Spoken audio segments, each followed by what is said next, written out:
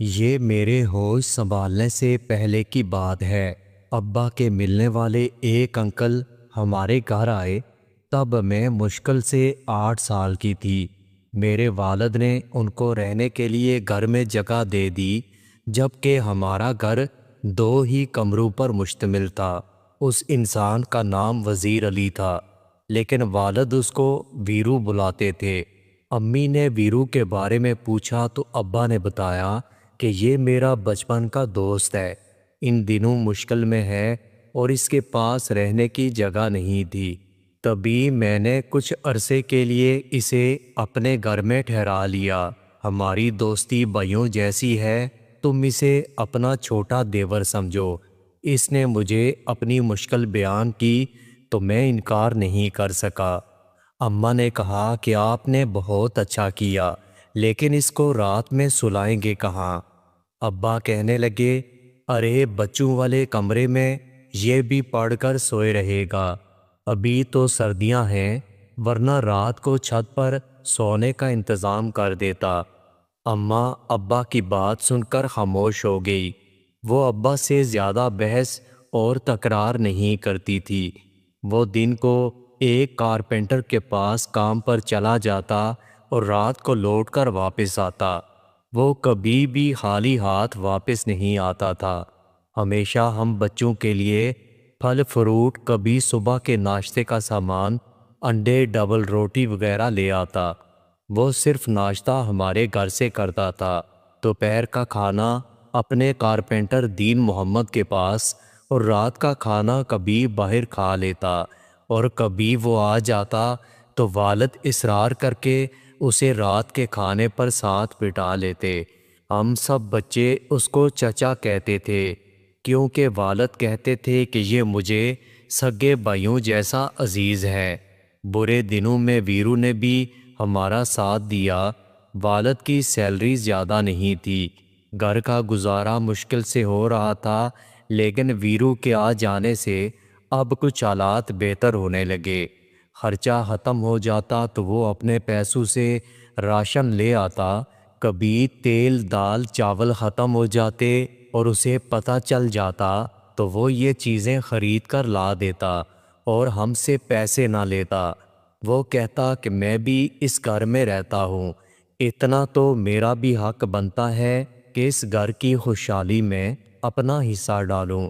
ویرو امی سے کہتا، اگر آپ مجھے ان بچوں کا سگا چچا سمجھ لیں تو میرے لیے اس سے بڑھ کر اور خوشی کی بات کیا ہوگی کہ میں آپ لوگوں کے کام آ سکوں۔ ان باتوں سے میری ماں متاثر ہو گئی کہ ویرو واقعی ایک نیک دل اور ایک اچھا انسان ہے۔ اگر ہم نے اس کو رہنے کو جگہ دی تو یہ بھی ہمارے احسان کا بدلہ چکانے کی پوری کوشش کرتا ہے۔ اصل میں ویرو کا کسی بات پر اپنے بھائی اور بھابھی سے جھگڑا ہوا، تب وہ سامان اٹھا کر ابا کے پاس چلا آیا، اور اب وہ اپنے بھائی کے گھر جا کر رہنے پر تیار نہیں تھا۔ ویرو اپنی کمائی سے آدھی رقم ہمارے اخراجات میں ملانے لگا، تبھی مل جل کر اچھی زندگی بسر ہونے لگی۔ مالی لحاظ سے ہمارے والدین کو سہولت ہو گئی۔ ہم کل 4 بہن بھائی تھے، سبھی مجھ سے چھوٹے تھے۔ یہ نادانی کا وقت تھا۔ مجھے ویرو چچا بہت اچھے لگتے تھے۔ وہ پانی لانے کو کہتے یا کوئی کام کہتے تو میں دوڑ دوڑ کر ان کا کام کر دیتی، کیونکہ بچے کھانے پینے کے شوقین ہوتے ہیں، اور ہم ویرو چچا سے بہت خوش تھے، جو ہمارے لیے روز بسکٹ، ٹافیاں یا کچھ ایسی چیزیں خرید لاتے جن کو بچے پسند کرتے ہیں۔ ماں کو اس بات پر کوئی اعتراض نہیں تھا، کیونکہ وہ ان کو اپنے گھر کا فرد مان چکی تھی۔ ایک کمرے میں ہمارے والدین سوتے تھے اور دوسرے کمرے میں ہم سب بچے زمین پر سو جاتے تھے۔ کمرے میں ایک چارپائی تھی جو پہلے میری تھی، لیکن اب ویرو چچا کو مل گئی تھی، لیکن اب تو اس آدمی کو چچا کہتے ہوئے مجھے شرم آتی ہے۔ اپنی زندگی پر بیتا ہوا یہ واقعہ میں اس لیے بتا رہی ہوں کہ وہ والدین جو غیروں پر بھروسہ کر لیتے ہیں، وہ میری زندگی سے سبق حاصل کریں۔ دنیا میں کوئی کسی کا نہیں ہوتا۔ اپنے غیر تو بن سکتے ہیں لیکن غیر اپنے نہیں بن سکتے۔ بچے دن بھر کھیل کود میں تھک ہار کر رات کو گہری نیند سوتے ہیں۔ ہم بھی فرش پر لائن سے تلائیاں بچھا کر برابر برابر سو جاتے تھے۔ میں اسکول جانے کے علاوہ امی کے کام بھی کرتی تھی، اس لیے بہت تھک جاتی تھی۔ پھر رات کو ایسی گہری نیند آتی کہ کسی بات کا ہوش نہ رہتا، اور ویسے بھی چوتھی کلاس کی بچی کو کس بات کا ہوش ہوتا۔ جب میرے بہن بھائی سو جاتے تو رات کو یہ انسان مجھے اٹھا کر اپنے ساتھ چارپائی پر لٹا لیتا۔ مجھے کسی بات کا مطلب سمجھ میں نہیں آتا تھا۔ میں تو نیند میں ڈوبی ہوتی، کبھی سو جاتی کبھی جاگ جاتی۔ پھر وہ مجھے پیسے اور میٹھی گولیاں اور بسکٹ دے دیتا اور مجھے کہتا کہ کسی کو بھی رات کی اس بات کا پتہ نہ چلے۔ وہ نہ بھی کہتا تب بھی میں کسی کو کیا بتاتی، جب کہ میں خود بھی یہ بات اچھی طرح نہیں جانتی تھی کہ میرے ساتھ یہ کیا ہو رہا تھا۔ وقت گزرتا گیا، یہاں تک کہ میں نے ہوش سنبھالا تب بھی ویرو کو وہی حرکت کرتے پایا، مگر اب فرق یہ تھا کہ وہ ساتھ میں گندی باتیں بھی کرتا تھا۔ وہ باتیں کبھی میری سمجھ میں آ جاتیں اور کبھی میرے سر کے اوپر سے گزر جاتیں۔ مجھے کبھی یہ خیال نہیں آیا کہ یہ سب کچھ میرے حق میں برا تھا اور میں خسارے میں پڑتی جا رہی ہوں۔ ہم بچوں کے کمرے کے ساتھ تھوڑی سی زمین تھی۔ ویرو چچا نے ابا سے کہا، اگر آپ برا نہ مانو تو اس جگہ پر 4 دیواری بنا کر چھت ڈال لو۔ کارپینٹر تو اپنا دوست ہے، چھت کھڑکیاں دروازے بہت کم پیسوں میں بن جائیں گے اور مزدوری میں خود کر لوں گا۔ ابا اس کی بات پر بہت خوش ہوئے۔ ویسے بھی گھر میں ایک کمرے کی ضرورت تھی۔ دیکھتے ہی دیکھتے چند دنوں میں ایک چھوٹا سا کمرہ تیار ہو گیا۔ ویرو چچا نے ہمارے کمرے کے درمیان ایک دروازہ بنا دیا تاکہ نیا کمرہ دوسرے کمرے سے جڑا رہے۔ والد نے نئے کمرے میں نئی چارپائی ڈلوا کر یہ کمرہ ویرو چچا کے حوالے کر دیا تاکہ سکون سے وہ علادہ رہ سکے اور بچے اپنے کمرے میں آرام سے پڑھائی کر سکیں۔ ہم بہن بھائی اگرچہ اپنے کمرے میں سوتے تھے اور ویرو چچا اپنے کمرے میں سوتا تھا۔ رات کو جب میرے والدین اور بہن بھائی سو جاتے تو ویرو چچا چپکے سے ہمارے کمرے میں آ جاتا۔ اب مجھے سمجھ آنے لگا تھا۔ میں اسے کہتی کہ ویرو چچا رات کو ہمارے کمرے میں نہ آیا کرو ورنہ میں اپنے والدین کو بتا دوں گی۔ ویرو چچا مجھے کہتا کہ تیرا باپ تیری بات مانے گا، وہ تو میری بات کا یقین کرے گا کیونکہ میں اسے آدھے پیسے دیتا ہوں۔ میں ویرو چچا کی بات سن کر ڈر جاتی کیونکہ اس نے مجھے ناسمجھی کی عمر سے ڈرا دھمکا دیا تھا۔ میں اس سے بہت ڈرتی تھی۔ 8 سال یہ انسان ہمارے ساتھ رہا اور میرے ساتھ ایسے ہی کرتا رہا۔ میرے والدین اس کے لیے فکر مند رہنے لگے کہ کب تک ویرو کنوارا رہے گا، اب اس کی شادی کروا دینی چاہیے تاکہ اس کا گھر بھی آباد ہو سکے۔ ابا کے کہنے پر اماں نے اس کے لیے شریک حیات کی تلاش شروع کر دی۔ ایک جان پہچان کے گھر میں رشتہ تلاش کر لیا اور وہاں ویرو کا نکاح ہو گیا۔ شادی کے بعد کچھ دن وہ اپنی بیوی میں مصروف رہا اور پھر وہی پرانی روش دہرائی جانے لگی۔ جب اس کی بیوی میکے جاتی تو وہ ہمارے کمرے میں آ جاتا۔ میں کسی کو کچھ بھی نہ بتا سکتی تھی، دل ہی دل میں جلتی رہتی۔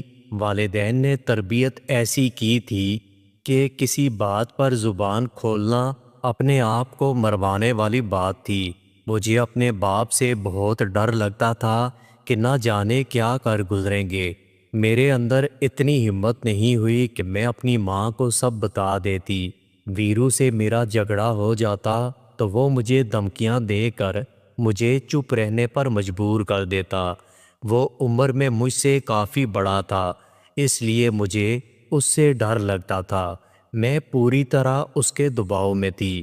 ایک دن اس نے ابا سے کہا، کہ میرا استاد مجھ سے بہت کام لیتا ہے اور مجھے پیسے کم دیتا ہے۔ میں الگ سے دکان کرنا چاہتا ہوں تاکہ کچھ رقم اکٹھی کر کے اپنا گھر لے سکوں۔ والد نے اپنے دوستوں سے قرضہ لیا اور اپنی جمع پونجی اس کو دے کر دکان کھول دی۔ وہ چند مہینے میں دکان کا سارا سامان ختم کر کے وہاں سے چلتا بنا۔ وہ تو چلا گیا، لیکن اس کی وجہ سے میرا ضمیر مجھے ملامت کرتا رہا اور میں الجھن کا شکار ہوتی رہی۔ میرا خیال کہیں اور ہوتا اور کام کہیں اور ہوتا۔ عجیب بے چینی ہو رہی تھی۔ میری حالت دیکھ کر مجھے میری سہیلیاں کہتی تھی کہ تم کن خیالوں میں گم رہتی ہو۔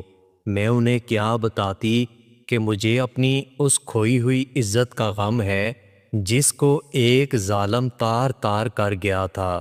میں امتحان میں بھی اسی وجہ سے پاس نہیں ہو سکی۔ وہ انسان تو جا چکا تھا اور میری سنہری عمر بھی میلی بو بن کر نکل چکی تھی، مگر دل کی خواہش ہے کہ ختم نہیں ہوتی۔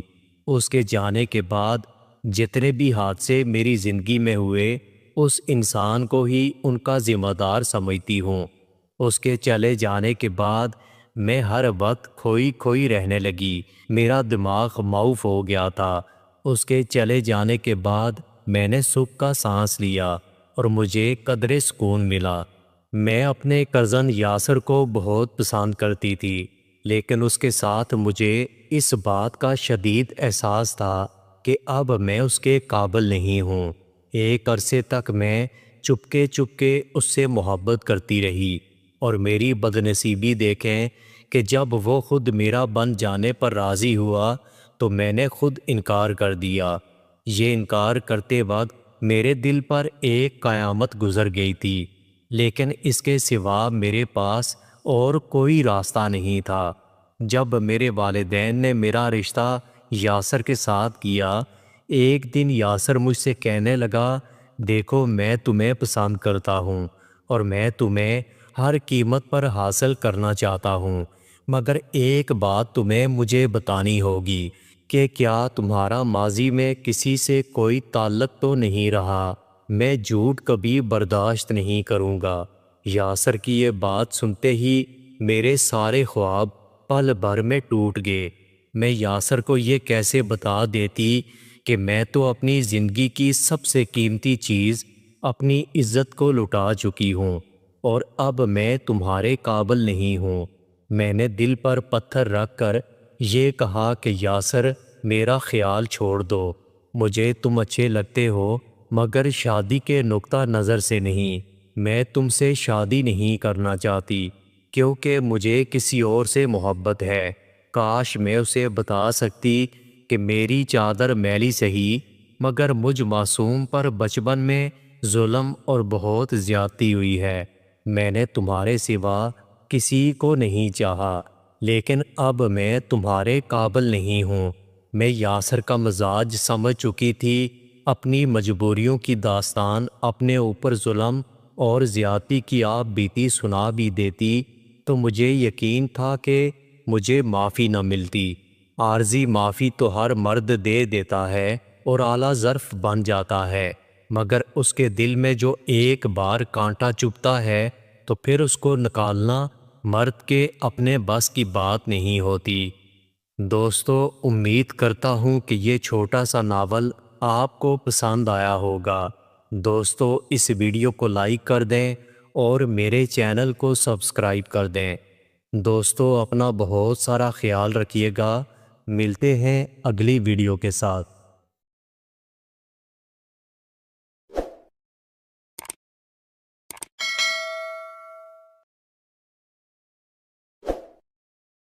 میرا زندگی کا پہلا ٹرین کا سفر تھا جو میں نے اکانومی کلاس میں ساہیوال سے کراچی تک کرنا تھا۔ رات کے 5:15 بجے گاڑی اسٹیشن پر رک گئی۔ سردی سخت تھی اور دھند چھائی ہوئی تھی۔ جیسے ہی میں ڈیبے میں داخل ہوا تو مجھے احساس ہوا کہ ٹرین میں رش بہت زیادہ ہے۔ خیر، میرے پاس مکمل برت کی بکنگ موجود تھی۔ میں رش سے جگہ بناتا ہوا جب اپنے برت پر پہنچا تو وہاں پہلے ہی سے کوئی فیملی بیٹھی ہوئی تھی۔ ایک ادھیڑ عمر عورت، साथ में 2 जवान लड़कियां और एक छोटा लड़का जिसकी उम्र बेमुश्किल 8-9 साल रही होगी। मैंने औरत से कहा, "आंटी मेरी सीट खाली कर दे, मैंने ये बक करवाई हुई है। बेटा मैं जवान बेटियों को लेकर कहाँ बैठूं, गाड़ी में तो पाँव रखने की जगह भी नहीं है।" दोनों लड़कियां जो शायद इस औरत की बेटियां थीं, उम्मीद भरी नज़रों से मुझे देख रही थीं। मेरे दिल में हमेशा की तरह रहम आ गया और मैं उनके छोटे भाई के साथ समटकर बैठ गया। गाड़ी चल पड़ी और रफ्तार पकड़ने लगी। साथ ही सरद हुआ जिस्म से टकराती। मैंने बैग खोला और गर्म चादर निकालकर ओढ़ ली और अपने मोबाइल में गम हो गया। मुझे बार बार ऐसा महसूस हो रहा था कि एक ये लड़की मेरे चेहरे को बार बार देख रही है, लेकिन मेरी हिम्मत नहीं हो रही थी कि गर्दन मोड़कर उसकी तरफ देखूं। मैं ये सोचकर परेशान हो रहा था कि इतना लंबा सफ़र बैठकर कैसे कटेगा।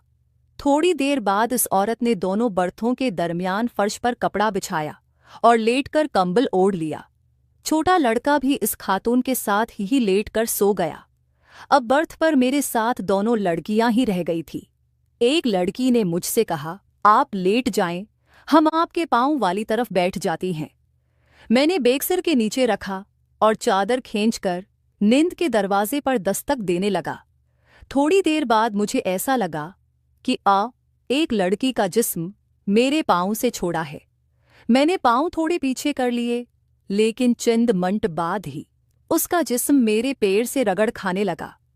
मैं समझ गया कि लड़की जानबूझकर ऐसा कर रही है। मैं खामोशी से लेट आ रहा।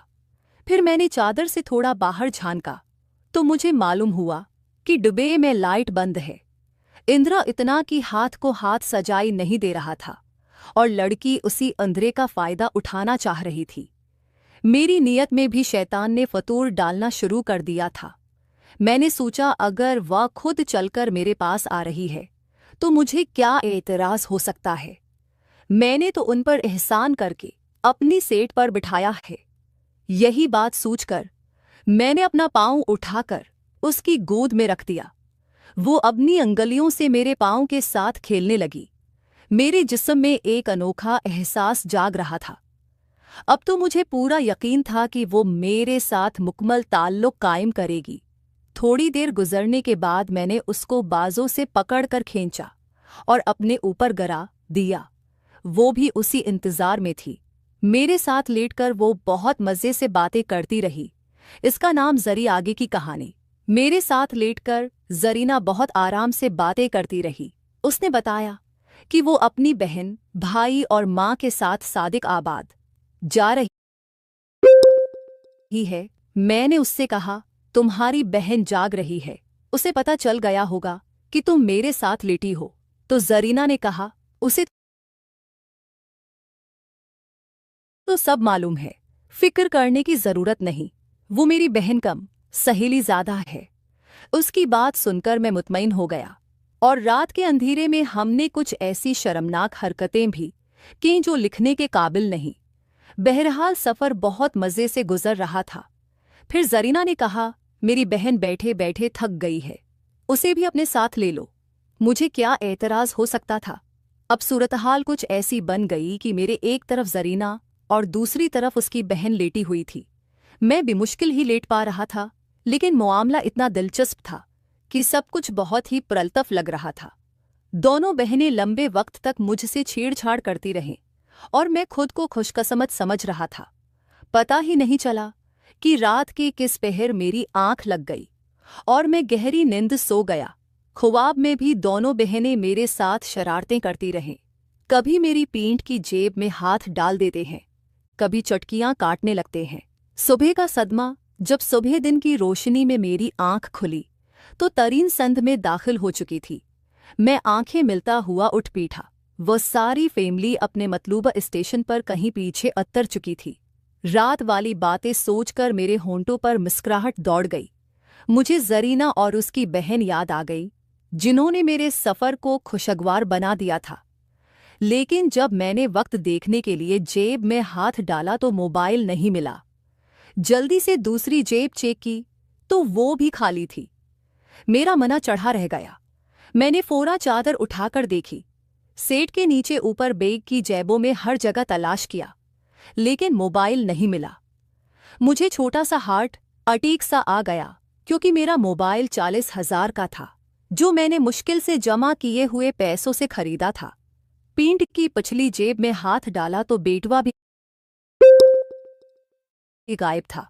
दिमाग का फ्यूज ही उड़ गया। पहले मोबाइल, अब बेटुआ, जिसमें 8,000 रुपये, शनाख्ती कार्ड, एटीएम कार्ड और देगर जरूरी कागजात थे। अचानक मुझे जरीना याद आई, जो बार बार मेरी पैंट की जेब में हाथ डालती थी और मैं उसकी आधा पर फदा हो रहा था। दरअसल जब मैं सो गया था तो दोनों बहनों ने आराम से मेरी जेबों की सफाई कर डाली थी। सबक जब पूरा मामला समझ में आया तो मैं सिर पकड़कर बैठ गया। अब मेरे पास पछताने के सिवा कुछ नहीं बचा था। मैंने किसी से फोन मांगकर अपने दोस्त को बताया, सोते हुए मेरा मोबाइल और बेटवा चोरी हो गया है, स्टेशन पर लेने आओ और साथ कुछ पैसे लेते आना। बाकी का सफर मैंने फकीरों की तरह गुजारा। न जेब में पैसे थे, न खाने को कुछ बात। शाम को जब मैं कराची रेलवे स्टेशन पर उतरा तो एक बड़ा सबक सीख चुका था। एक रात का मज़ा मुझे तकरीबन 41,000 रुपये में पड़ा। उसके बाद मैंने बहुत से सफ़र किए, लेकिन कभी किसी जरीना या सिकीना के चक्कर में नहीं पड़ा। प्यारे सुनने वालों, बताइए मेरी ये आप बैठी कैसी लगी? अगर पसंद आई तो हमारे चैनल को सब्सक्राइब ज़रूर कर दीजिएगा। शुक्रिया। शादी के बाद मुझे अपनी सौतेली सास बहुत पसंद थी, इसलिए मेरी दोस्ती हो गई। चंद दिन के बाद हमने एक दूसरे को सुकून देना शुरू कर दिया। कुछ दिन मैं उसको घोड़ी बनाता रहा, लेकिन एक दिन ससुर ने देख लिया। हमें देखकर ससुर बोले, पूरी मज़ेदार कहानी सुनने के लिए चैनल सब्सक्राइब कर दो। हारिस की शादी हुई तो उसने कभी नहीं सोचा था कि ससुराल की ज़िंदगी इतना पचीदा भी हो सकती है। उसकी बीवी रेशम खुश अखलाक, समझदार और नरम दिल थी, लेकिन रेशम की सुतीली सास यानी उसके वालिद की दूसरी बीवी नाजिया बेगम शुरू से ही हारिस को बदगुमानी की नज़र से देखती थी। नाजिया बेगम शक्ल सूरत से बहुत पुरकशिश, खुश लिबास और बावकार लगती थी, लेकिन उनके दिल में एक अजीब सा खौफ छुपा हुआ था। यह खौफ कि कहीं हारिस उनके घर के निज़ाम या उनकी हैसियत पर असर अंदाज ना हो जाए। रेशम की माँ इसकी पैदाइश के फ़ौरन बाद ही वफ़ात पा चुकी थी, इसलिए नाजिया बेगम ने उसकी परवरिश की, मगर फिर भी रेशम से हमेशा थोड़ा फासला रखा। हारिस के आने के बाद ये फ़ैसला और बढ़ गया। पहले दिनों में हारिस ने बहुत कोशिश की कि नाजिया बेगम उसे कबूल कर लें। वो सलाम करता, उनकी पसंद की चीज़ें घर लाता, उनकी बातों को एहतराम से सुनता, मगर नाजिया बेगम हमेशा किसी न किसी तरीके से उसे टोक ही देती। रेशम को कभी कुछ ना कहती, लेकिन हारिस को अक्सर तंबिया करती रहती थी कि घर का माहौल ना ख़राब किया करे। हारिस हैरान भी था और परेशान भी कि आखिर उसने ऐसा क्या कर दिया है। उसने रेशम से बात की तो वो मुस्करा कर बोली, तुम दिल पे मत लिया करो, अम्मी कभी कभी थोड़ी सख्त हो ही जाती हैं, बस वक्त लगेगा। मगर वक्त तो गुजर रहा था, हालात होने की बजाय कुछ और ही रुख अख्तियार करते जा रहे थे। नाजिया बेगम का रवैया कभी खुशगवार होता तो कभी इंतहाई तलख।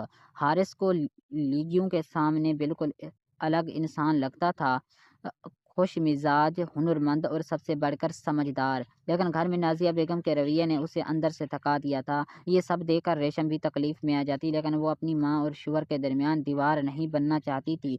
एक शाम हारिस दफ्तर से थका हारा घर आया तो देखा नाजिया बेगम सहन में बैठे रो रही थी। पहली बार हारिस ने उन्हें यूं कमज़ोर देखा।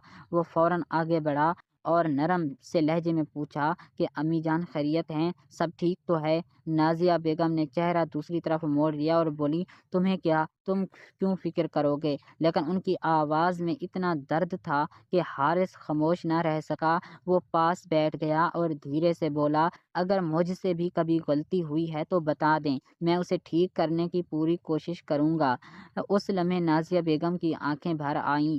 वो थोड़ी देर खामोश रहीं, फिर आहिस्ता आहिस्ता बोलना शुरू कर दिया कि हारिस, मैंने अपनी ज़िंदगी में बहुत कुछ खोया है। रेशम की माँ के जाने के बाद मैंने ही उसको पाला है। ہے مگر کبھی ماں بن کر قبول نہ کر سکی۔ وہ میرا رشتہ مجھ سے بہتر سمجھتی رہی اور مجھے ہمیشہ ڈر رہا کہ کہیں وہ مجھے چھوڑ نہ دے، کہیں وہ مجھ سے دور نہ ہو جائے۔ تم اس کے قریب آئے ہو تو مجھے لگا شاید اب وہ مجھے بھول جائے گی۔ میں ڈر گئی تھی، بہت ڈر گئی تھی۔ حارث حیران رہ گیا۔ اسے پہلی بار اندازہ ہوا کہ نازیہ بیگم کا رویہ نفرت نہیں بلکہ عدم تحفظ تھا۔ وہ جذباتی ہو کر بولا، امی میں نے کبھی آپ کی جگہ نہیں لی ہے، نہ لے سکتا ہوں۔ ریشم آپ سے بہت زیادہ محبت کرتی ہے۔ آپ نہیں جانتی کہ وہ آپ کے بارے میں کتنی زیادہ اچھی باتیں کرتی ہے۔ گھر میں جتنا احترام وہ آپ کو دیتی ہے شاید وہ پوری دنیا میں کسی کو نہ دیتی ہو۔ اگر آپ چاہیں تو ہم مل کر اس گھر کو بہتر بنا سکتے ہیں، بس تھوڑا سا اعتماد چاہیے۔ یہ وہ جملہ تھا جس نے نازیہ بیگم کے دل میں چھپا ہوا بوجھ جیسے کھول دیا۔ انہوں نے پہلی بار حارث کی طرف پوری نرمی سے دیکھا، کیا تم واقعی ایسا ہی سوچتے ہو؟ حارث نے ہاں میں سر ہلا دیا۔ اس دن کے بعد گھر کا ماحول تو تھوڑا سا بدلنے لگا۔ نازیہ بیگم نے حارث کو موقع دیا اور حارث نے ان کو کبھی بھی مایوس نہیں کیا۔ ریشم کی اس تبدیلی کو دیکھ کر وہ خوش تھی مگر اسے اندازہ نہ تھا کہ اصل امتحان تو ابھی باقی ہے۔ چند ہفتے ہی گزرے تھے کہ ایک دن نازیہ بیگم شدید بیمار پڑ گئیں۔ ڈاکٹر نے کچھ ٹیسٹ تجویز کیے اور رپورٹ دیکھ کر بتایا کہ انہیں شدید ذہنی دباؤ کی وجہ سے کئی مسائل ہو چکے ہیں۔ حارث نے فوراً ذمہ داری سنبھالی۔ وہ نازیہ بیگم کو ڈاکٹر کے پاس لے جاتا، دوائیاں لاتا، کھانے پینے کا خاص خیال رکھتا، یہاں تک کہ رات کو بھی کئی بار جا کر ان کی خیریت پوچھ آتا۔ نازیہ بیگم حیران تھی کہ جس داماد پر وہ شک کرتی آ رہی تھیں وہی ان کی اب سب سے زیادہ بڑی طاقت بن گیا تھا۔ ایک رات وہ اپنے کمرے میں لیٹی تھی، روشنی مدھم تھی، ماحول میں خاموشی تھی۔ انہوں نے دیکھا کہ حارث دروازے میں کھڑا انہیں دیکھ رہا تھا۔ وہ آہستہ سے بولی کہ تم اتنی فکر نہ کیا کرو، میں ٹھیک ہوں۔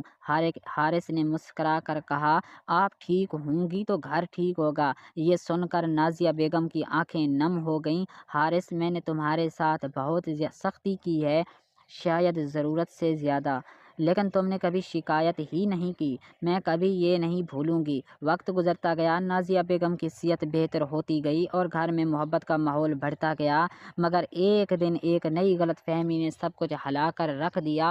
محلے کی ایک عورت نے ریشم کے کان میں بھر دیا کہ تمہارا شوہر تمہاری ماں کا ضرورت سے زیادہ خیال رکھتا ہے، کہیں وہ رشتے میں زیادہ قریب نہ ہو جائیں۔ یہ بات انتہائی غلط اور بدنیتی پر مبنی تھی لیکن ریشم جو کہ پہلے سے ہی دباؤ میں تھی اس نے بات کو سنجیدگی سے لے لیا۔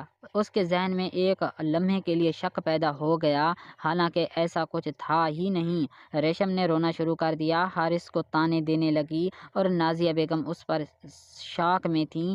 وہ بولی بھی نہ سکیں، یہ سب غلط ہے۔ گھر کا ماحول دوبارہ بگڑنے لگا۔ حارث کے لیے سب سے زیادہ تکلیف دہ بات یہ تھی کہ ریشم نے اس کے کردار پر سوال اٹھایا ہے، جبکہ وہ تو ہمیشہ عزت اور ذمہ داری کے احساس سے نازیہ بیگم کی مدد کرتا آ رہا تھا۔ آخرکار ایک دن حارث خاموشی سے گھر سے باہر نکل گیا اور کافی دیر تک واپس نہ آیا۔ رات کو جب وہ آیا تو اس کے ہاتھ میں نازیہ بیگم کی پرانی رپورٹس تھیں جن میں ڈاکٹر نے واضح لکھا تھا کہ انہیں ذہنی دباؤ کی وجہ سے خیال اور سپورٹ کی بہت زیادہ ضرورت ہے۔ حارث نے ریشم کے سامنے وہ رپورٹ لا کر رکھ دیں اور کہا کہ اگر تم چاہتی ہو کہ میں تمہاری ماں کا زیادہ خیال نہ رکھوں تو تم خود فیصلہ کر لو، لیکن میں اس گھر کا داماد ہی نہیں، ایک انسان بھی ہوں، میں کسی کو بھی تکلیف میں نہیں دیکھ سکتا۔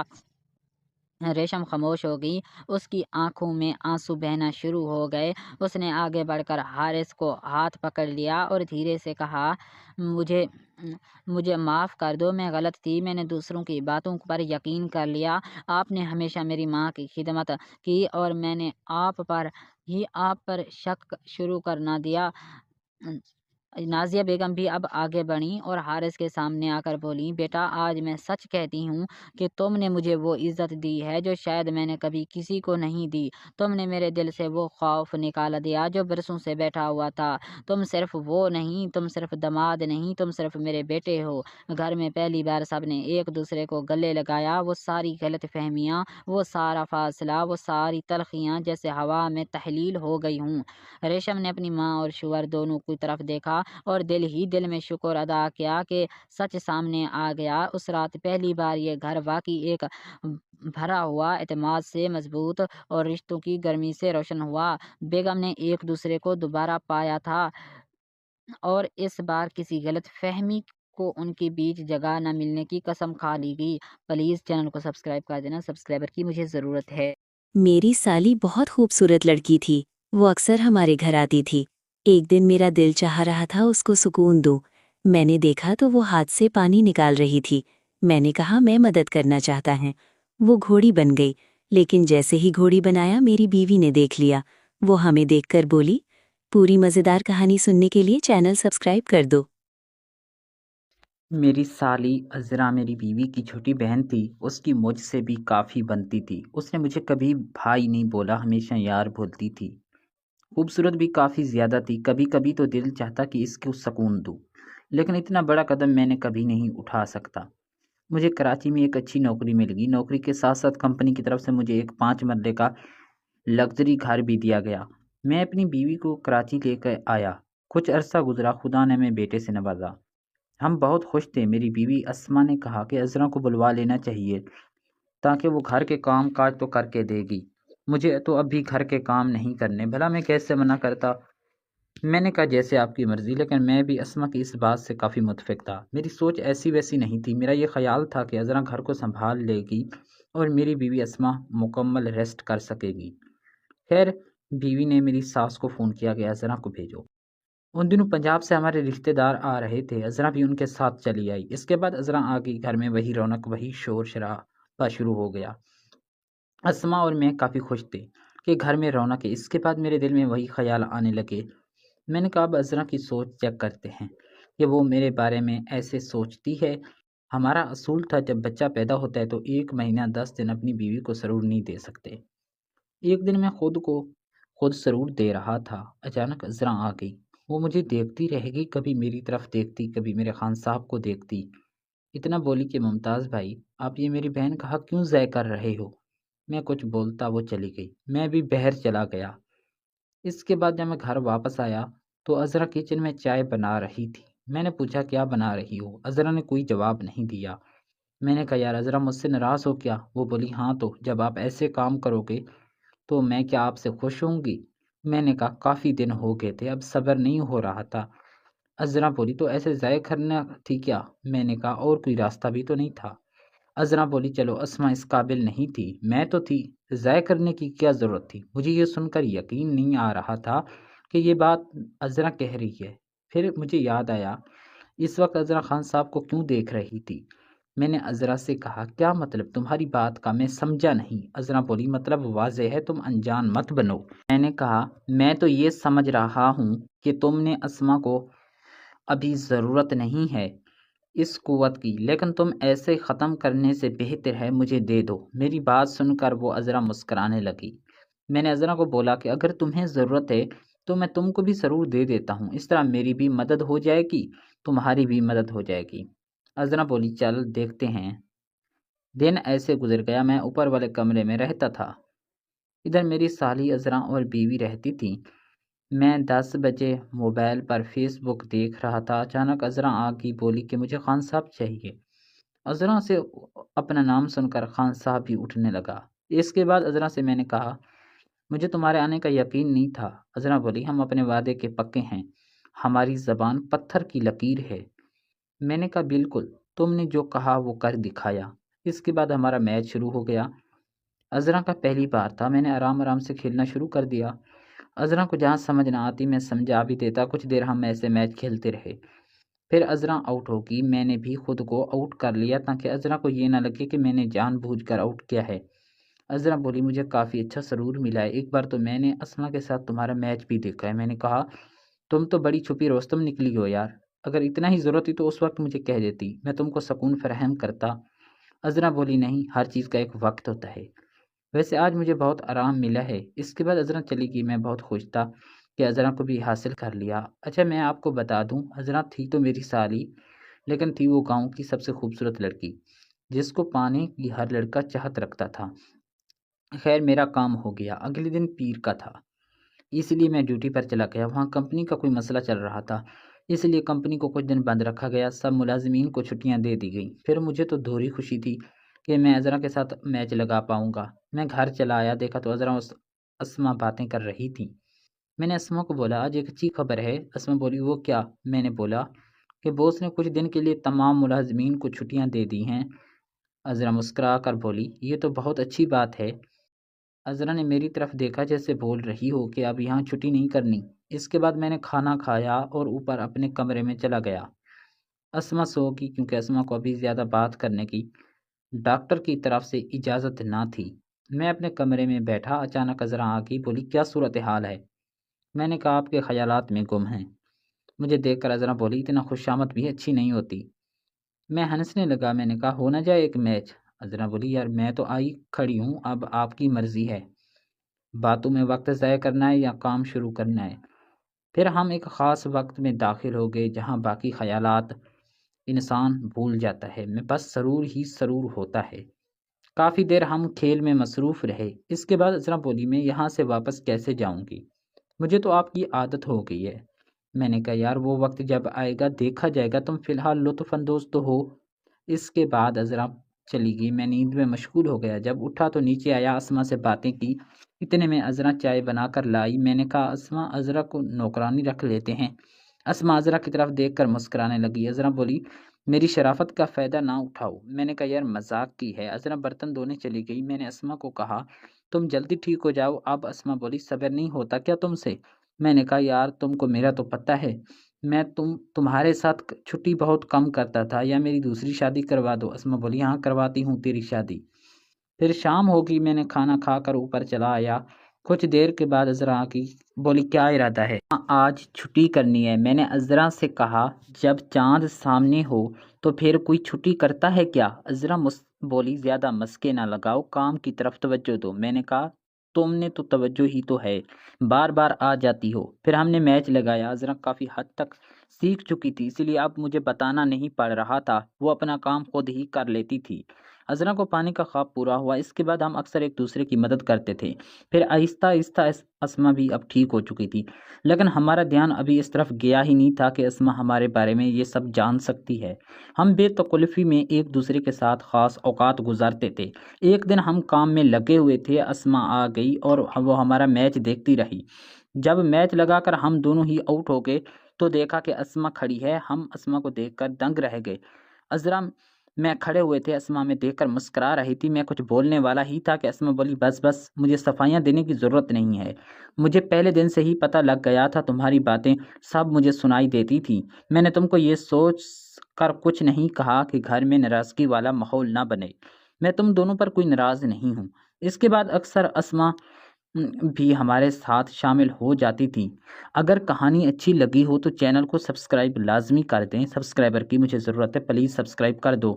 یہ ایک فنکشنل کہانی ہے، اس میں تمام کردار فرضی ہیں۔ ہمارا مقصد آپ کے خوبصورت چہروں پر مسکراہٹ لانا ہے۔ کچھ الفاظ ڈبل میننگ پر مشتمل ہوتے ہیں لیکن ان کا مقصد پاک ہوتا ہے، کوئی غلط فہمی کے طور پر نہ لے۔ شکریہ، چینل کو لازمی سبسکرائب کر دیں۔